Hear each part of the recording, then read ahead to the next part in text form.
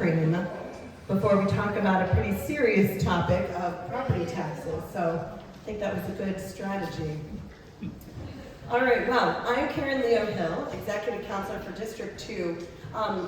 New Hampshire is unique in having this Executive Council. All states have a governor. We're the only state that has a governor and an Executive Council. So there are 5 of us, and we are a check and balance on the governor. We're the only state with this bicameral executive. And I use the word cars when I talk about the Executive Council because we're responsible for contracts. We vote on all state spending. We vote on all appointments. The governor nominates people and then we vote on them. This is all judges in the state, including the Supreme Court justices, all commissioners, lots of, the commissioners for fish and game, as well as like the commissioners of our state agencies. R is for roads because we're responsible for the state's infrastructure, roads and bridges, but also dams, fish hatcheries, wildlife management, habitat areas, all kinds of infrastructure.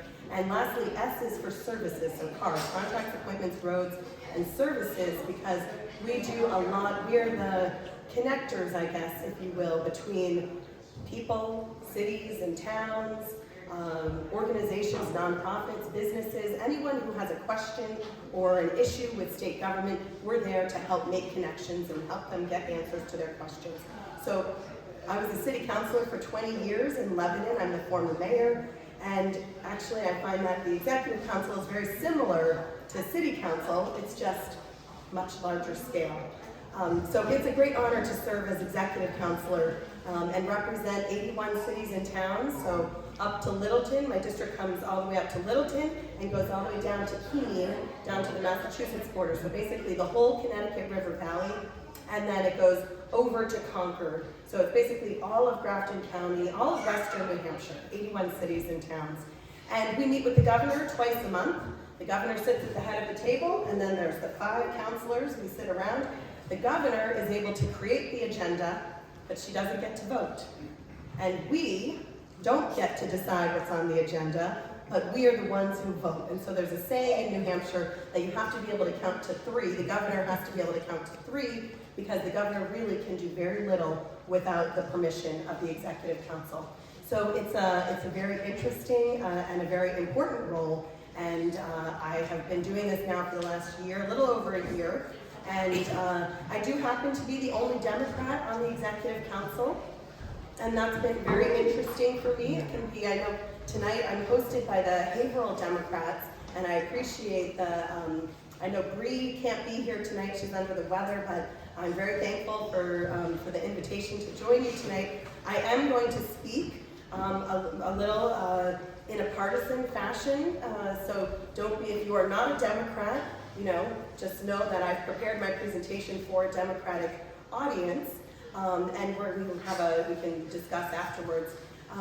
But it is a little lonely for me in Concord at times as the only Democrat, although I have to tell you that 90% of the time, our votes are actually unanimous. So I think I actually have the most bipartisan voting record in the state because our work, the legislature tends to be very partisan, where the issues are a lot more divided along party lines. Our job in running state government is much more about making sure that the contracts coming before us, the vendors are qualified, that the work is being done well, that there's good accountability measures in the contracts. And so it tends to be a lot more bipartisan or nonpartisan. Really, it's nonpartisan. And sometimes, the 10% or so of the time that we do differ, it's not so much 4 to 1, although there have been a couple of important places where I did have to make some differences. The governor has put forward someone for the Supreme Court who I thought was highly unqualified and really was just a campaign promise. So I did vote against that person, for example, but for the most part, the division tends to be more 3 to 2. I'm the only Democrat, but I'm not the only woman. There's one other woman. And so the division, when there is one, tends to be actually boys against girls. So, kind of back to middle school, I guess, in some ways. But over the last 20 years, and some of you may have seen that as the only Democrat, I have had a little bit of a target on my back over the past year, and including an effort to impeach me over some advocacy that I did regarding a voter suppression law that was passed last year, making it harder for people to vote. And some Republicans in the House really did not think it was appropriate that I was speaking out on this topic. And so they filed legislation to impeach me. The Attorney General did an investigation finding that I did nothing wrong, which I knew I didn't do anything wrong because I've been a city councilor for a long time and I know how to do my business professionally. Nonetheless, that impeachment effort continued in the House, and then it was ultimately voted down unanimously. And I know that many of you, I saw Dustin came down for my press conference in January, and I really appreciated the support. So even though it's a little lonely for me, I actually have felt a lot of support from people, and over 2,000 people signed in against the bill online. I want to thank everyone for having my back on that, and I appreciate that now that's behind me and we can get back to the business. And so I'm here, I've been going around the state for the last few months here talking about one of my favorite topics, property taxes, because as a city councilor for so long, this is the topic that I have heard the most about, the issue that probably causes the most pain for people living here in New Hampshire. So we're going to talk about property taxes. I've got a presentation that's about 20 minutes. I'll try and move pretty quickly so that then we can have some discussion. And I'm happy to answer questions, but I'm also happy for us to all talk. This doesn't have to be just me talking, except for this first part, which will be me talking. So, why are property taxes so high in New Hampshire? This is a presentation for Democratic audiences that I've created, but for everyone, because I think that as we approach November, I think this is an important topic for us to really understand and to be able to talk about with people outside of our typical partisan conversations. And Democrats have really been very cautious about talking about taxes. We've been so, we'll talk about pledge politics in a little bit, but I think this is an area for us to really learn about. And I know that Democrats like to have a lot of information to make us feel comfortable before we talk about this with other people. So we'll start at the very beginning. New Hampshire is unique among the country, where in terms of how we rely on property taxes more than almost any state. So in New Hampshire, about 65% of government revenues are from property taxes. This is basically the reverse of other states where they have other types of revenue, and property taxes end up only being about a third. So does this also have a pointer on it? It does, the red button. Oh my gosh, I love that. Okay, great. So the US average is about 30% property taxes, so it's the reverse. New Hampshire has no income tax, we have no broad-based sales tax, and that means there's a heavier reliance on property taxes. So from the beginning, we are pretty unique. There's a heavier burden on homeowners and renters. Now, this is an average looking at what do our tax bills actually go to. We get property tax bills come from the towns, and I know that we have one of our selectmen here in Haverhill here, and I know people get upset at the city councilors or the select board, but in fact, 2/3 of our tax bills are actually for public schools. About 65%. Now this is an average. Every town is a little plus or minus a little bit, but this is the average almost, for all of our cities and towns.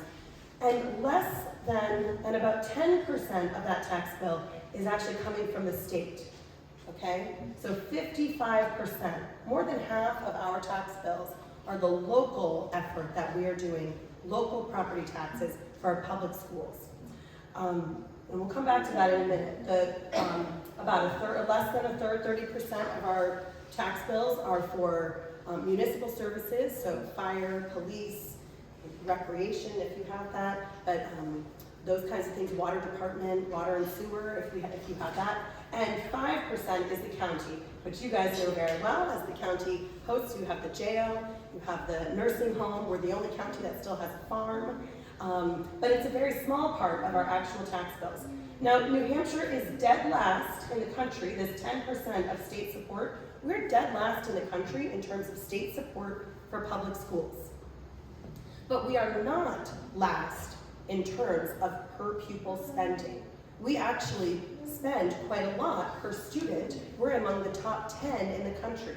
So what does that mean? That means that local property taxpayers are making great sacrifices to provide good public schools for our students. And that is really where the crunch comes from. Most of our property tax funds, our tax bills, are funding public schools because the state doesn't. So why are property taxes so high? I'm going to tell you the story and then we'll get into some of the details. But towns used to have more tools, okay? They didn't just rely on property taxes.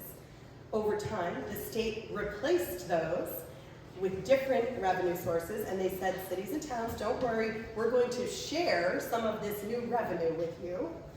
Over time, however, the state failed to live up to its promises, and local property taxes had to cover the difference. This is a tale as old as time, okay? When the state cuts back, property taxes go up. And so we'll get into that a little bit more. Here's a little history of tax policy, one of my favorite things. There was a big effort for tax reform in the 1960s, resulting in some big changes at the end of that decade. And keep in mind that this is, New Hampshire has been largely under Republican rule for our entire state history, at least the entire history of the Republican Party. Very few times, very few years that there has actually been Democratic majorities in Concord. So all of this tax reform was happening under Republican rule. Before 1970, remember the New Hampshire economy was very agricultural based, and our taxes reflected that. So there were taxes on things like farming equipment. There were taxes on heads of livestock. So those were some of the options that cities and towns had to raise revenue. But the economy was changing. The state wanted to have revenue. And so in the late 60s, they instituted new taxes. They eliminated some of these local business and agricultural taxes, and they created business taxes. So we're changing to a more manufacturing-based economy, and they wanted to capture the revenue from that. So they put in place the business profits tax, which is a tax on businesses. They also put in place the rooms and meals tax. That's a sales tax, but it's a narrow sales tax. That's when you go out to eat at a restaurant and you pay the 8.5%. That is the rooms and meals tax. And they said, cities and towns, we know we've just limited your ways of raising revenue, so we're going to give you 40% of these new taxes that we've created. 40% of the business profits tax, 40% of the rooms and meals tax. That will go back to cities and towns. The state took on a larger role and promised to support local communities. So 50 years of state history on one slide. This is obviously not comprehensive, but a couple of key points I think that are helpful to consider. In the 1970s and 80s, there was the pledge that was created. This was when Mel Thompson, I know one of our neighbors here in Grafton County, he was a very popular Republican governor at the time, and he and Bill Loeb, who was the head of the publisher of the Union Leader, the only statewide newspaper in New Hampshire, and they sort of colluded to create this pledge that anyone running for higher office in New Hampshire would have to take the pledge not to pass an income tax and not to pass a sales tax, okay? And that has really been the dominant context of politics in New Hampshire for the last 50 years. Democrats have been completely unsuccessful at fighting back against this idea that the Republicans have created, this narrative that Republicans will lower your taxes and Democrats will raise your taxes. And we know this because when Democrats take the pledge, even when they take the pledge, they still lose, okay? And so Democrats, because they've seen that, they have basically avoided the topic of taxes altogether. And that is really a major factor in our state politics over the last 50 years. In the 90s, the Claremont ruling by the state Supreme Court found that the state of New Hampshire does have a constitutional obligation to fund an adequate public education for all students, regardless of zip code, and the legislature has basically been in contempt of those rulings for the last 30 years, which is why we still have more than half of our property tax bills going to local property taxes, paying for schools, and we have such disparities between our communities. Even though there's been another round more recently where the Supreme Court reaffirmed those decisions, the consequences of elections are very clear because we have a Republican governor, we have a Republican majority in the Executive Council, Republican majority in the State Senate, Republican majority in the State House, and do you know what Kelly Ayotte, our governor, has just done? She has directed our Attorney General to ask the Supreme Court, the State Supreme Court, to overturn the Claremont decisions. So instead of trying to figure out how to actually solve this problem and how to make sure that all New Hampshire students have access to good public schools in a way that's fair for the taxpayers, their solution is to simply overturn the decisions so that the state no longer has that obligation, and it's just up to local communities to be on their own to solve it. And so, of course, given the context of these things, property taxes have continued to rise, and particularly over the last 20 years or so, it's been quite exponential, quite a rapid growth. Lower state taxes, meaning no income tax, no sales tax, and the reductions that the Republican majorities have been putting in place in things like the business profits tax, the rooms and meals taxes, eliminating the interest and dividends tax, they come with a trade-off, higher reliance on property taxes. So pressures on local budgets, I've put these into sort of three buckets. One is rising costs, and I've got one slide for each of these. So we'll talk about rising costs, we're going to talk about aging infrastructure, and we're going to talk about actually some of the dollars that are pretty staggering in terms of the loss of state support, the state and federal revenues that are no longer coming to cities and towns the way they used to. And keep in mind, local responsibilities don't just go away if the money that the state used to send us doesn't come anymore. When you call 911, you still want someone to show up. And property taxes have been the backstop. So, rising costs, just a couple of points to consider, and it's not comprehensive by any means, but let's talk about inflation first. We all know this because we've lived this, but $1 today can buy about half of what it could in 2000. So inflation has affected all of us, groceries, gas. It just cost me $60 to fill my tank. And inflation affects cities and towns and all governments the same way. And so inflation has really hurt government at all levels, but certainly at the local level. Another point is certain costs have also gone up even more, or they've outpaced inflation. Special education is a really significant part. It's about a quarter of our public school budgets.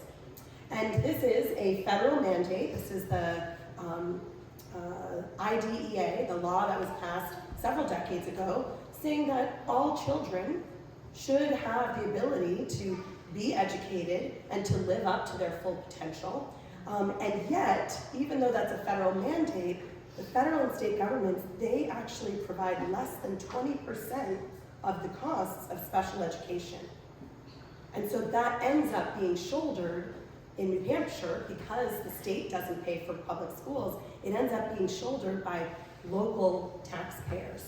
And that creates really unfortunate tensions in our communities where you have people who are living on fixed incomes and really are getting taxed out of their homes and they feel the pressure, and yet you have families whose children really need some support and some help to be able to be educated. And it's unfortunate because this creates some rifts in our communities that really are they're very distressing. And just to underscore this, the average cost of an IEP, the Individualized Education Plan, in 2016 was $20,000 per student. The cost just a couple of years ago had risen to $30,000. So in just a 6-year period, it had gone up by 50%. Now that's just for someone who might need help, like a para in the classroom. This doesn't cover if there's a student who really might have some behavioral issues and maybe has to be placed in a residential facility. That cost can be $150,000 or $200,000 a year, and the state is only covering 18% of that cost. So special education ends up being something that creates a burden, a strain on taxpayers. Aging infrastructure, whether it's our school buildings, whether it's the roads and bridges, the pipes under the ground, almost all of our infrastructure in New Hampshire is about 100 years old, and deferred maintenance has been the New Hampshire way, and it is now catching up with us. Because when pipes crumble, we have to replace them. When bridges get red listed and ultimately have to be closed down, we have to replace them.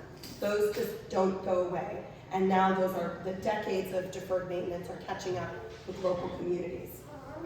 And this is maybe the most important slide, I think, in my deck that I think is pretty surprising. So there have been a lot of ways, we've talked a little bit about how in the past there have been ways that the state was providing support for local communities. And I'll give a couple examples here. We'll start with school building aid. So in recognition that it's good to have an educated citizenry and that public schools are very expensive projects, particularly for small communities, the state used to have a program where they would help school building aid. They would help with major rehabilitations or construction of new school facilities.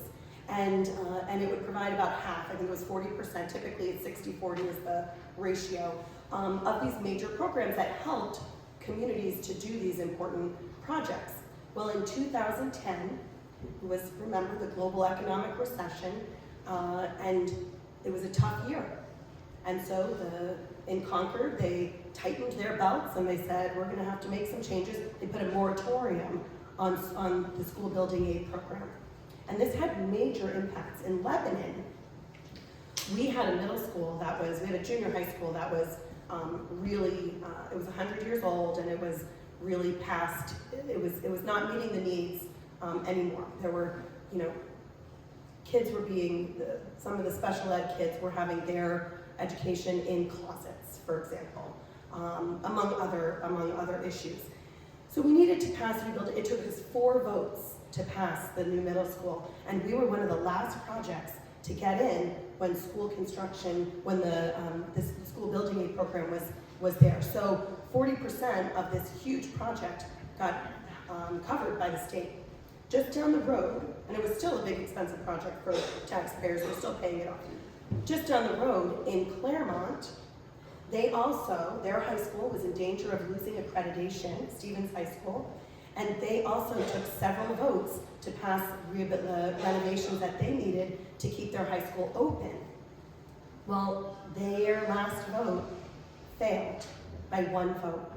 And so the project didn't go away. They still had to do it, but it was 100% paid for by the property taxpayers in Claremont. And that's why we have one of the poorest cities in New Hampshire with some of the highest property tax rates in the state. Let's talk about rooms and meals. So this is the tax that we pay when we go out to eat, put in place in the late 60s of the tax reform with the promise of revenue sharing that cities and towns would get 40% of those funds back.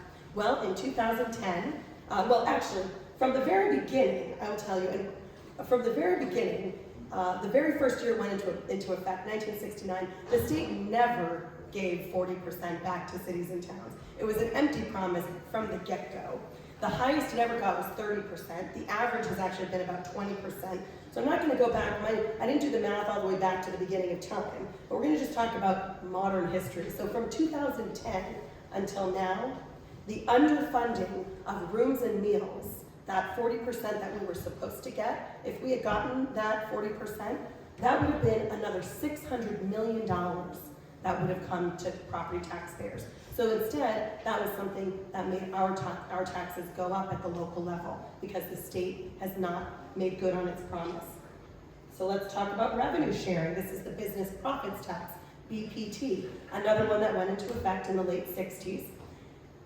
Now that also was suspended in 2010, the difficult budget year. The state suspended that, and then actually just last year they eliminated it completely. So it's no longer even in effect. Since 2010, that's been a loss of $400 million to local taxpayers. So what are we up to so far? 1 billion. 1 billion, very good, okay? And that brings us to the biggest one of all, which is the state retirement system. Now back in the 1940s, the state of New Hampshire created a retirement system for public employees. And of course, the bigger your pool is, the better. So they said cities and towns, we think, and school districts, we think it's good to have police and firefighters and school teachers. And so if you will join our retirement system, we will pay 35% of the costs of your employees. And that worked for a while. They did give 35%, but then it was 32%, and then it was 27%, then it was less than that, and in 2010, it was 0. Now they did, and since 2010, that has been a loss of about $2 billion that cities and towns had to pick up, and school districts. $2 billion. So what are we up to now? $3 billion. $3 billion in just the last 15 years. This is not comprehensive. It does not account for inflation. We know that, in fact, the number that property taxpayers have had to pick up is even greater than that. But this gives you a sense of the scale. And another way to think about this is that if the state had made good on its promises, if the state had not eliminated these revenue sharing, and it had stayed, it had continued what it had promised, our tax bills would be the same as they were 15 years ago. I sure would love to pay the same tax bill I paid 15 years ago. How about you guys, right? So this is really one of the most important things to know about why our property taxes are so high in New Hampshire. And you might have heard there's this rhetoric going around. Sometimes, like the governor said this in her budget address a couple of months ago. She said, cities and towns, we're giving you more money than we've ever given you before. And if you're not happy with your tax bills, you need to talk to your school boards and your city councilors and your select boards because they've got a spending problem. Well, no, this is the facts. It's not a spending problem at the local level. It's not a spending problem at the school district level. Sure, there's always ways, we always need to look at ways we can be more efficient, improve things, but this is not a spending problem. This is a story about the state balancing its budget on the backs of local property taxpayers. And sure, during the COVID years, when there were some federal funds available thanks to the Biden administration, they did give a one-time contribution to the retirement system. I think it was about $50 million. So that's great, sure. And if you say, the state has given more money in the last 5 years, then that's a good chunk of money. But $50 million in the context of losing $2 billion just in retirement alone in the last 15 years, it's a drop in the bucket. Okay, so. These are the facts, and this is what I think we really need to know so that we can really fight back against some of the misinformation that is out there. So, a couple more slides left and we're almost at the end here, but this is our state budget because, it's not just that they've been cutting things to us and then the state is keeping the money and sending it somewhere else. No, the reason that they have to cut things to us, it's not just because it's a tough budget year, it's because they are deliberately reducing revenue at the state level. So there have been reductions to the business tax. This pie chart here is from the New Hampshire Fiscal Policy Institute, which I find to be a wonderful resource if you want to get further into the weeds. But about a third of our state budget is actually federal funds. So keep that in mind, that already our state budget is very significantly made up of federal funds. So when there are things like a federal government shutdown, that really has the potential to impact us tremendously. The orange slices up there, those are the business taxes. So that's actually a big part. The business taxes are a big part of our state budget. And when you make reductions to business taxes, it's going to have a big impact. It's going to mean there's less money to support cities and towns. That lighter green there, can you use my pointer? That is liquor. And you know what's happening with liquor these days? People are drinking less. They're actually consuming marijuana a lot more, but New Hampshire has not legalized marijuana, so we're not generating any revenue from that. So we'll see how that goes in the future, but liquor is not a very promising future source of revenue for us. That's likely to go down. Lottery, this is a pretty big part. Now those funds, the lottery funds, go to education. The little bit that the state does support comes a lot from the lottery. Rooms and meals here, this is a pretty big part of our state budget. Another area that they have been deliberately cutting. And then there are a handful of other ones. Another one that was completely eliminated recently is interest and dividends, which was about $150 million, and this is from 2023. So they're deliberately cutting the revenue and at the same time removing the income cap for school vouchers. So school vouchers, a program that was kind of sold as a way to help poor kids that are maybe falling through the cracks in public schools, but was really just a way to get this national agenda in at the state level here in New Hampshire to, as really part of an effort to destabilize, defund, and ultimately to destroy public schools. And it's become essentially a $5,000 subsidy that people are eligible for in New Hampshire. And you know, I don't think it's anyone. I don't think anyone should be blamed for taking advantage of it. It exists, it's in law, and so now it's a smart thing to do. If you qualify for it, you should certainly take advantage of it.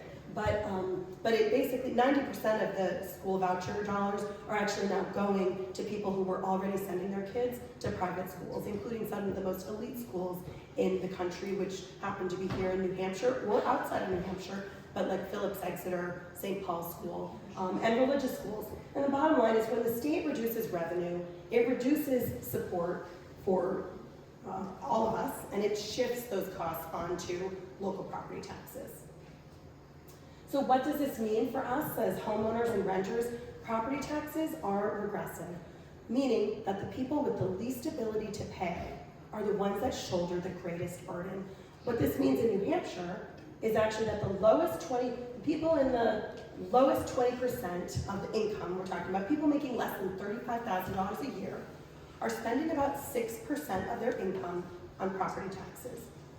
Whereas at the very top, the top 1%, people who are making over $700,000 a year, that's a lot of money to be making for income, they're paying 2% of their income on property taxes. So the burden falls much more heavily on people with fixed incomes, working families, regular people, okay? And COVID has made this situation even worse because we know during COVID, a lot of property values went way up, but it didn't go up equally across the board. So actually mobile homes are the ones that faced the highest price increases during COVID. Some of them going up actually 3 times in value. Whereas a home that's $5 million or $10 million, it's gone up, but it hasn't gone up 3 times. So COVID has actually made our property tax structure in New Hampshire even more regressive. And I'll give you my personal example. I make about $25,000 a year as an executive counselor, which is not very much for a full-time job, but it's a heck of a lot more than I was making as a city councilor, which was 0, and it's a lot more than the state reps make, which is $100 a year. So I'm not complaining, okay? It was a big raise for me. But I am not independently wealthy, so I also work part-time to actually, make my life work. I'm a part-time DJ on the radio, and I'm also a church musician. And those jobs allow me the flexibility to be able to do my work full-time as an executive counselor while also being able to live. But my income is about $65,000, so it's pretty modest. And I just got a notice from my mortgage company that my bill is going up $200 a month. And that's because they just had to recalculate the escrow because of the property taxes. Lebanon taxes just went up significantly. And $200 a month, that's $2,400 a year. When you make $65,000 a year, that is a huge increase. I did the math. I pay about 15% of my income in property taxes. I'm very lucky that I live in a house that I own, because I would not be able to buy a house right now on my income with the average price of a house in New Hampshire is $560,000. And you have to calculate, mortgage companies look at the total cost when they decide whether you qualify, and that includes property taxes.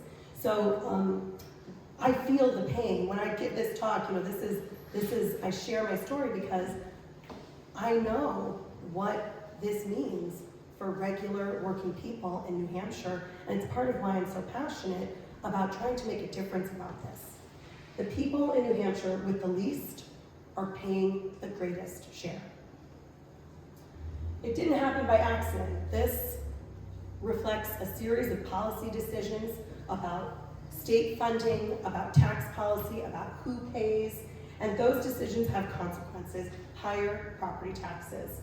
And these decisions have been made under Republican leadership in Concord. Like I said, Republicans have been in control for almost the entire of our state history, and they are the ones who have been reducing state support to communities, cutting or eliminating state revenues, shifting responsibility like the retirement system back onto local communities.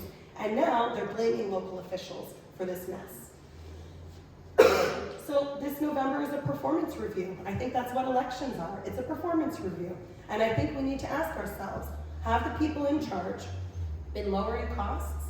Have they been increasing affordable housing? Have they been bringing real solutions? And honestly, the answer is no. What they have been doing in Concord, because I see it every day, they're pushing for guns on college campuses. They're attacking trans kids. They're trying to impeach me. They are not doing serious business that's going to actually make people's lives better. Excuse me. This November, I'm gonna find it.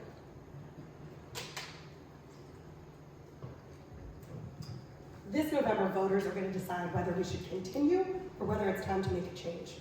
And I think it's time to make a change, because if we hold Republicans accountable, then Democrats can be in charge, and we can do the things that are going to make life better for the people of New Hampshire. We can expand healthcare for more people. We can make sure that all students in New Hampshire have access to a good public school. We can actually lower property taxes and make sure that people can buy homes or rent homes. My mother died when I was 6 years old. She died of cervical cancer. And my father was left with 3 children under the age of 7. And he was able to keep our family afloat thanks to the help of Social Security. Later on, as a young single college student just down the road at Dartmouth, my daughter was born 10 weeks early. And I was able to go back to school and finish my studies thanks to the help of Medicaid that covered her 5-week stay in the neonatal intensive care unit. I know firsthand the power of government to improve people's lives. It's why I've dedicated my career to public service. It's why I really am so troubled by this movement, this anti-government movement that has really taken over the Republican Party in New Hampshire. This is not the same. The elected Republicans in Concord are not the same Republicans that used to be. They're not the same kind of traditional New Hampshire Republicans, the kind of Republicans that did the tax reform in the 1960s. And I think that ultimately, that's what draws us as Democrats together, is that we believe in the power of government to improve people's lives. And so thank you so much for spending some time with me this evening, and thank you for supporting me as your executive counselor. Got my information here, and happy to take some questions and chat a little bit, hear what you guys think as we prepare for November.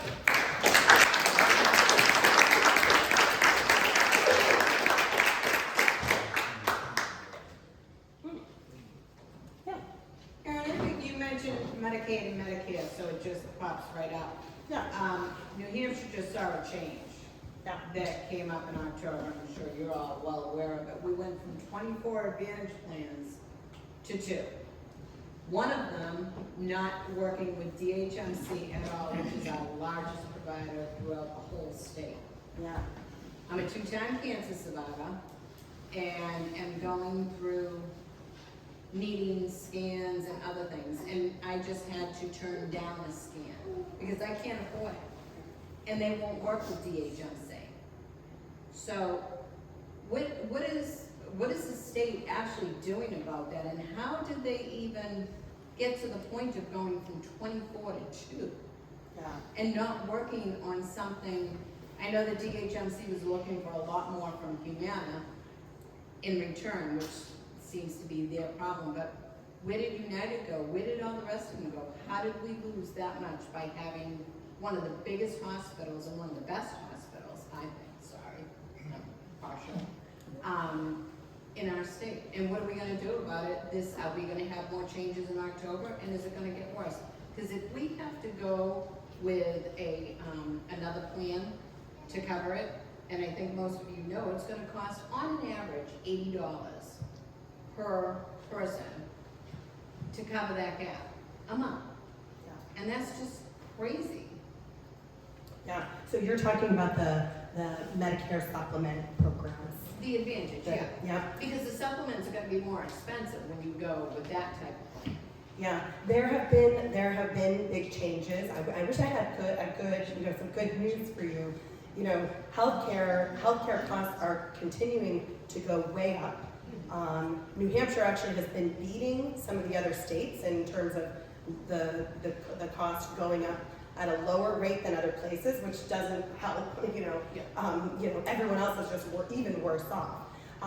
But no, that's what we've seen is a real consolidation. And we have for-profit companies that are running health insurance in our country, and they were finding that they were not making the money that they needed, and so several of them closed up, and that's why the market shrunk, so that now we have in parts of the state only one or two options left.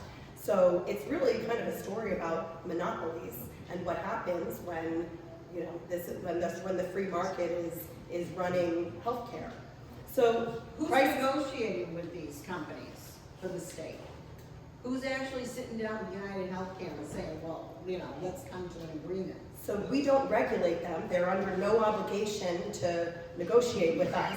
The state, our Commissioner of Insurance, has been trying to broker some conversations, and I know that there are conversations because this affects my district, has been affected, I think, the most. The western part of New Hampshire has now the least options for what you're talking about. And so there is an attempt, I understand that there is going to be, I understand that Dartmouth is going to be accepted by the, which one is it, Humana? Yeah, that is right now not accepting them. And I know that's caused a lot of uncertainty and a lot of frustrations for people who need to still get care, so I'm hopeful in the next couple of months that there will be some positive news on that front, that at least Dartmouth will be in the network that now is being, part of the only option really that's available. The news though is that it is going to get worse. The one big beautiful budget bill that was passed last year by Republicans in Washington DC, that the Trump administration passed, New Hampshire is going to be losing $10 billion in Medicaid and Medicare funds over the next decade. Now, you might have heard about something called rural health transformation, and that's great. New Hampshire, we're going to get $5 billion over the next 5 years. No, that's not right. We're going to get $2 billion, over the next 5 years. So this is great, but it's not going to make up for the $10 billion that we're losing, okay? That was sort of an effort to distract us from the fact that we're actually going to be losing. 34,000 people are going to be kicked off of Medicaid over the next 10 years. That's going to mean more people showing up in emergency rooms and hospitals having to cover uncompensated care, which means that people who have health insurance are going to end up paying higher premiums because the hospitals still have to cover their costs. So the news is not great. I hope in the next couple of months, Dartmouth at least will be, part of this network. But the truth is, we need some big changes. And I think from my perspective, the only way we're gonna get those big changes is if we have different people in office, both here in Concord, in New Hampshire, in Concord, as well as in DC. Yeah. Thank you for your talk. I would just personally encourage you to be slightly more aggressive in your language. It's like you called it the one big beautiful bill. It's the giant train wreck bill. Well, it is, but it's the technical language, but That's- its technical name is that. So. And you also But mentioned I hear that the subsidies or profits that healthcare companies need. They don't need those. They want them. Right. I'm splitting hairs here because I'm quite angry after hearing about all this. A lot of this seems like conservative and specifically Republican policy sort of cutting off one's nose to spite one's face. That we have the second oldest state, that we have healthcare costs increasing, and we have less government support, and yet we seem stuck in this like weirdly puritanical culture of public spending, morality, and like deserving. And so how do we use language to break the sort of rot that Reagan economics has on even the majority of the population who are, a third Republican, but 40%, like plurality, are independent? Yeah. Like, how do we use language effectively other than just getting new legislators in, which would be great? Yeah. And I know that in places like Haverhill, this is a heavy lift. The idea of electing a Democrat in Haverhill is a really heavy lift, and I hear that. I think one thing, and I don't have all the answers, I am sharing what I learned, and I'm sharing what what I'm putting together based on my experience, and every time I do a talk, this is I think my 25th talk now, I get good feedback, and I hear things to incorporate. But one of the things I guess I would offer is that the point that you just made, in New Hampshire, about 30% of people are registered Democrats, about 30%, slightly more, are registered Republicans, but the biggest group are the 40% who are registered undeclared, and they really consider themselves independent. Now, most of them actually typically vote either Republican or Democrat, but they like to hold on to this idea of being independent. So there's actually about maybe 10% or so that are actually undeclared or truly independent. But it's clear that if we as Democrats, if I as a Democrat only talk in the language of Democrats and talk about things that resonate with other Democrats, that there's not enough of us. We're not going to be able to do it. And so I think one thing that we have to do, as much as it might be frustrating, is we have to actually talk about things that are not partisan, and that's why I think property taxes actually have the great potential to unify us, because one thing that I think we can all agree on is that our property taxes are too high. And so that is, I think, a starting point. That's a conversation opener that we can have with people, because honestly, even people who can afford to pay their property taxes, they still feel like their property taxes are too high. So this is something that I think really cuts across party lines in a way that lets us talk about things. And that's why I'm trying to bring my talk around to give people some data, some language, and some did you know the state used to pay for 35% of retirement costs, and now we have to pay for that all ourselves? Did you know that we used to get 40% of rooms and meals, and we don't anymore? And our property taxes have gone up because of those things. So to me, I think that's part of it, is we have to find ways to connect with people outside of our typical, typical talking points that we've had within the Democratic Party. And we have to recognize that we have to meet people where they are and talk about things that matter to them with the language that they use and that resonates with them, which might feel very uncomfortable or not too authentic for some of us, because we want to, it should be so obvious, and how could you vote for Trump? You're the dumbest thing, blah, blah, blah. But you know what? If we tell people that they're dumb, they're not going to vote with us.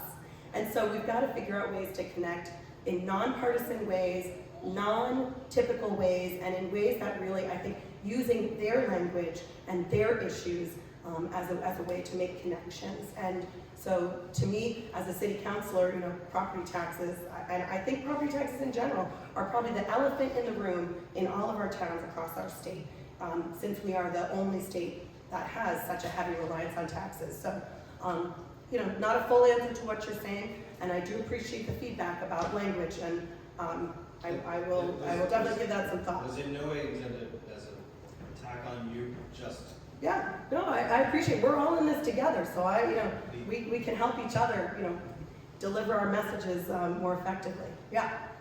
So, $51 million is to be cut off the back end of the DHHS budget. $90 million. 9 million, okay. Yeah. And that's in waves, right? Over 2 years, I mean, yeah. Okay. How do you see that affecting programs in our area, and how do you see that being offset if there are federal requirements that have to be met with certain pieces? What do you imagine that's going to do to the services? Yeah, so I can give you a couple of examples. So thank you for bringing that point up. The state budget that was passed, I talked about the one big beautiful, we'll call it the one big terrible budget bill that was passed in Congress last year that is going to affect us. But we also have the state budget that was passed last year by Republicans in New Hampshire. We passed a budget, it's a 2-year budget, and the Republicans in Concord passed a budget that also is going to have very serious impacts on things like Medicaid. One of the things that the governor put in to her budget was we are going to be requiring families on Medicaid. So you only get Medicaid if your income is low enough. Okay. So these are some of the poorest people in the state. We are going to be requiring people on Medicaid to pay about $100 monthly premium moving forward after January, and they're also going to have to be paying higher copays for medication, okay? And that was so that she could get $14 million into the state budget in revenue coming from people who don't have money. So that was, while at the same time they did, you know, removed the income cap for school vouchers so that people who were already sending their kids to prep schools could get a $5,000 break. I mean, that was shocking and disgusting to me, quite honestly. But one of the things that they also did is, so they did in the state budget last year was, this is classic. They said, okay, also in addition to all of these terrible things that they did, like the Medicaid premiums, they also said, okay, each department is also going to have to just do a back of the budget cut, meaning, okay, we don't know how you're going to find the money, but you're going to have to find this money and make the cuts, do it however you're going to do it. And so the biggest cut was to Health and Human Services, because that's the biggest part. A third of our state budget is Health and Human Services, Medicaid basically, and other programs for typically income-based people or people with disabilities. And so they said, HHS, you're going to have a $90 million back of the budget cut. And so that means, I can give you like an example. There was going to be a program. We know that the first couple of months of a baby's life, and we have some babies with us, which is exciting, but the first couple of months of a baby's life are so important for their future development. And there was a program that the legislature had passed somehow, miraculously, with bipartisan support, to start a home visitation program where a nurse would go, a traveling nurse would go, or a visiting nurse would go into families, low-income families with new babies, to help them get on track and to help them find that program was cut as part of the back of the budget cuts, for example. And there are other programs like that. Typically, so those programs are going to be, the cuts are going to happen they're going to affect people that are not going to get services that otherwise they would have qualified for, and they're just not going to get them. The Department of Corrections got a $10 million back of the budget cut. And this is so ironic, because the thing is, you can't just not have corrections officers at the prison, okay? And so what is happening? The Department of Corrections budget is blowing, it's just, we are now paying 3 times not double overtime, triple overtime, because we don't have enough corrections officers. They are forced to work, they are forced to stay and work, and they're entitled, as part of their bargaining agreement, to get triple overtime. And so the budget, the corrections budget, they're not only are they not meeting this back of the budget $10 million cut, they knew, the Republicans who passed that, they knew that they were never going to be able to do it, because this is not, having corrections officers is not optional. And so there are a lot of stupid things that are happening in Concord that are actually, who was it you that said, like, we're cutting off our nose to spite our face. There are deliberate ways that the people in charge they're just not serious. They are not serious about managing our state government in a responsible manner. And it's catching up to us. Could you give me the philosophy behind the policy of the voucher program? Why did they go to this voucher program? We have public schools. There's I hate public schools. Yeah, so the philosophy is, They're afraid the schools will. the philosophy actually really goes back to segregation. The whole idea of vouchers actually started back when Brown v. Board of Ed was passed in the 1950s, or when the Supreme Court found that segregated public schools were unconstitutional and they required schools to integrate. There was actually movements in certain parts of the country, mostly the South, where white people decided that they did not want their kids to be in school with black kids.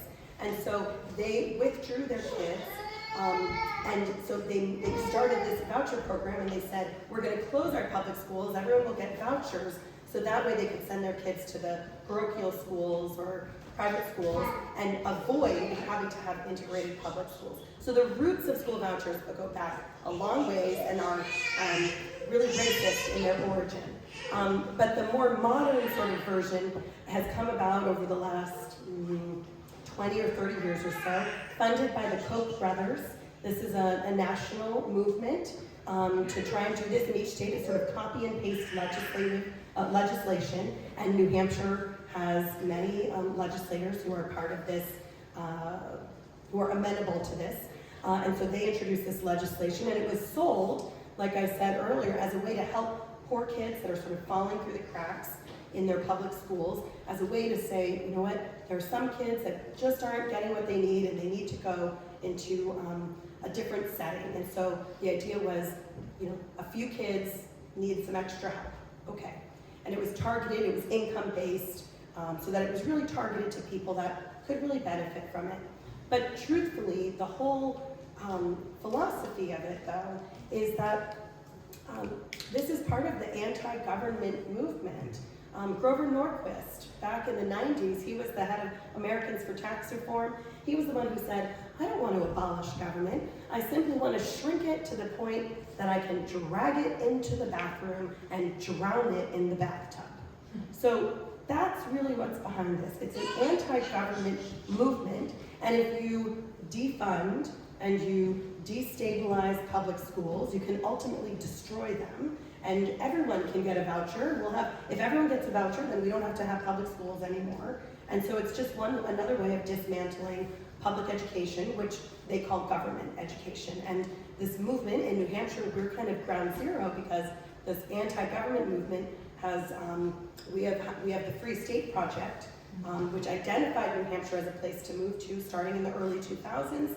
And even though estimates are about 7,000 people have moved here over the last couple of decades, they have disproportionately run for office and really at this point taken control of the Republican Party in New Hampshire, so that of the 220 state reps in Concord right now who are Republicans, we have a 400-member House, 220 of them are Republicans, over 150 of them are either formally aligned with the are either formally part of the Free State Project, or they have 100% or nearly 100% voting track record of voting with the Free State Project interests, which include dismantling public education. So they basically want to end public schools. Correct. And then there will be no control over what goes on in schools.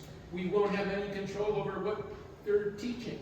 And they would say that parents, that the government doesn't belong deciding what our kids learn, that parents are the ones who should have, you might have heard of parental rights, and so they kind of use this philosophy that they say parents are the ones who know best, parents are the ones who should decide what their kids are learning, which of course, that is also, that is true, except that sometimes there are some parents that are not, I grew up in a house where there was violence, I know that there are some parents who might not always be doing what's right for their kids. And so there is a role for the government to play. But the philosophy behind this is anti-government, and sometimes it uses this language of pro-parents as kind of the alternative. But yes, that is a sad philosophy underneath what's going on. Maybe, how about one more and then we'll wrap up, because I know we said it would end at 7 and we're a little over. So maybe 2, you and then we'll. Well, related to this, you made it clear, and I think this is true throughout New England, this is how we fund public education, and it's the biggest part of any town's budget. You've also made it pretty clear about the decrease in revenue sharing from the state. So maybe you could explain this to me. Am I correct in believing that the statewide educational property tax was a revenue sharing vehicle to assist towns that have lower property values than higher property value towns, to assist them with education? Is that a correct assumption that was going to be the solution?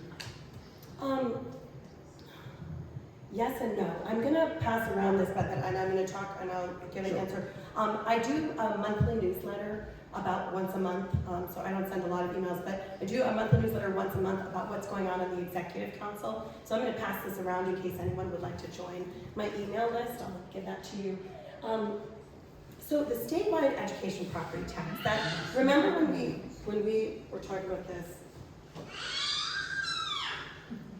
Oh, God. Right here. Okay, so this 10%, that's the school portion that's coming from the state. Okay, that's that statewide education property tax. When you look on your tax bill, you'll see local property tax and it'll say state property tax. Now, of course, it's a local property tax, okay, because we're all paying it. It's just that the state gets credit for it. But what happened was, after the Claremont decisions, there was an attempt, I don't know, there's kids here, but I'll say it was half-hearted, okay, half-hearted, to comply with the Claremont decisions for the state to provide some funding for public schools. What they did at the time was they came at it backwards, and they said, well, how much money do we think we can come up with without kind of rocking the boat too much? And then they said, oh, well, this is how much we can come up with, and therefore that's what an adequate education is. They didn't say an adequate education is reading and writing and math and all of these things. They did it, how much money do we have, and then that's what it is. So they defined it, right now, it's about the state has defined it as about $4,000 per student. I think it's $4,200, okay? And if you have kids with who get free and reduced lunch, you can get a little bit more, but basically, the state has said, we think an adequate education is $4,000 per student. And that's what the statewide education property tax is funding. Now, most school districts are actually spending, like I said, remember we're last in state support, but actually among the top 10, most school districts are actually spending about $20,000 per student, because that's the true cost of a decent public education. And so the state is providing less than a quarter of that. So definitely not meeting, and that's why the new court cases just recently found that, yes, the state is still failing to live up to its obligation, and that the number that the court found more recently was closer to $8,000 per student, which is still woefully inadequate, but at least it's twice what it is now. But because coming up with $8,000 per student would force some very uncomfortable changes that the Republicans in Congress would have to deal with, that's why the governor's solution is to overturn the Claremont decisions so that the state doesn't have to be in this business of funding public education at all. So the SWEPT is a half-hearted attempt to comply with those Supreme Court And decisions. based on those numbers you just threw out, Mhm. Haverhill, with about 650 students in the education, is getting shorted about $2.4 million from the state. Yeah, and quite honestly, probably more. I mean, the thing that's really tough is that New Hampshire, we also, someone pointed out, we're one of the oldest states in the country. Our school age population is declining, and so our per pupil costs are actually going up, and the Republicans will use this to say, see, look, school boards have a spending problem, they're doing terrible. But the truth is, just because your population is declining, which means you're getting less state aid, because state aid is coming per pupil, you get $4,000 per student, so you get less, but you still have the same building you have to maintain. You don't get to, you still have to probably have the same number of teachers, just because you have 1 or 2 students less in a classroom doesn't mean you get to, lay off a teacher. And so the costs don't go down exactly along the same lines of how student enrollment goes down. And so that's another, because of the way we fund public schools, that also adds to, and the demographic changes, this is where we are all getting squeezed. This is why we're feeling it in our property taxes. All right, one last question or comment over here. I just want to bring up, when they talk about the dividend and interest tax, they're always saying, oh, these poor battered billionaires, if we tax them, they're going to move to Florida or they're going to move to Texas because of the taxes.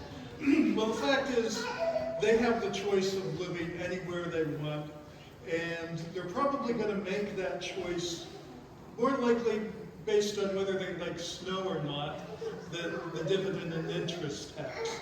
But what we should be worried about is all the young families who can't afford the property taxes here. And they're leaving the state because they have to. Yeah, the taxes are really tough. New Hampshire works really well if you are wealthy and retired and have a lot of land, right? Because the tax, you have no income tax, the interest and dividends is gone, and with current use, you're paying, the property taxes you are paying is on a very small amount of land, and the rest of us pay higher property taxes as a result. Now, current use, I'm not saying current use is bad, because current use also allows us to keep a lot of land undeveloped, and I think that's truly a big part of our New Hampshire advantage, maybe even more than the tax structure. But your point is very well taken that property taxes are making it very hard for the next generation to live here. We need healthcare workers. We are the oldest state, one of the oldest states. We need healthcare workers because as people age, they need more healthcare. We need the healthcare workforce to support that, and yet we have no housing for that workforce of the future.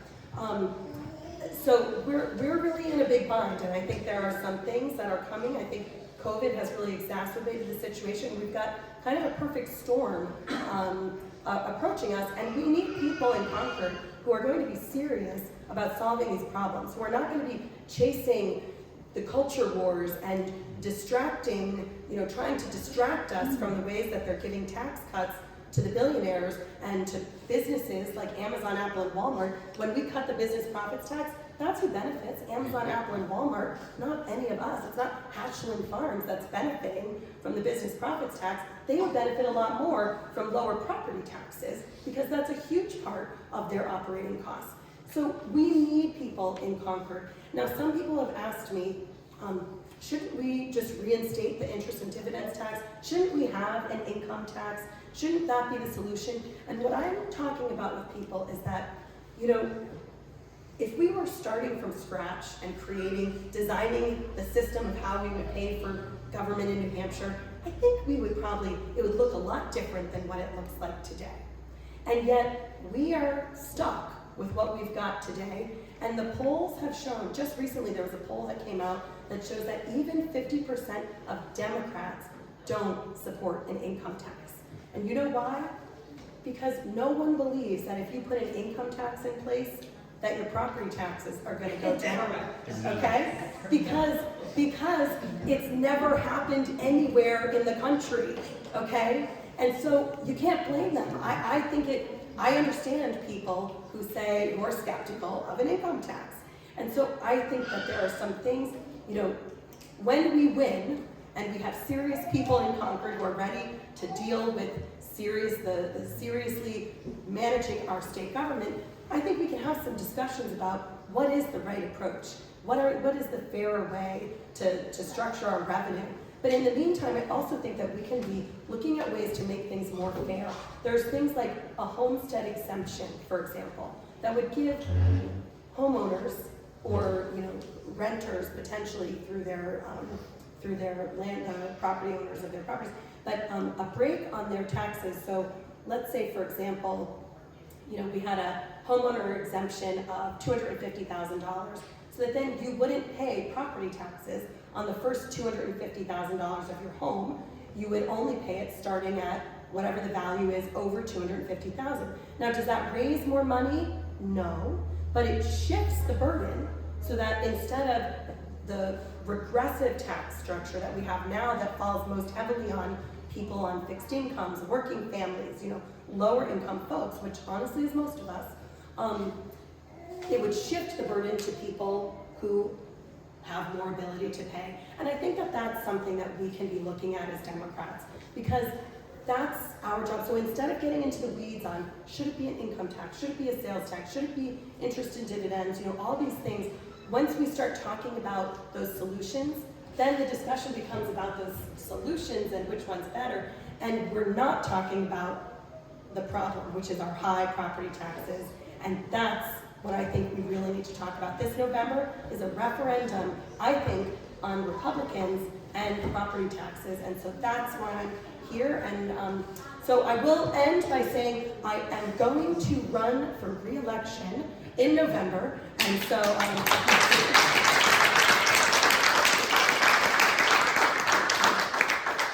hope to do this job for many years to come, and I look forward to working with all of you and hopefully being on the ballot with some of you as well. So thank you guys, and have a great weekend. Thank you, Karen.